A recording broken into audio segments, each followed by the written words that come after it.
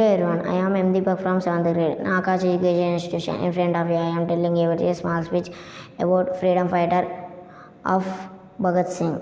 Let's go to the speech. He was born 28 September 1907, Banga village in Punjab. His parents were Kisan Singh and Vidyavati. He is the youngest freedom fighter in India. He executed was 23 years only. He get Association of the Hindustan Republican Association of the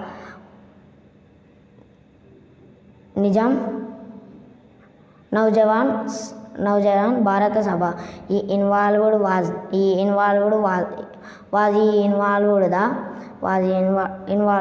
the murders in Joy Sanders in December 1928. Revenge death is Lala Rajpat Rai. Thank you for giving this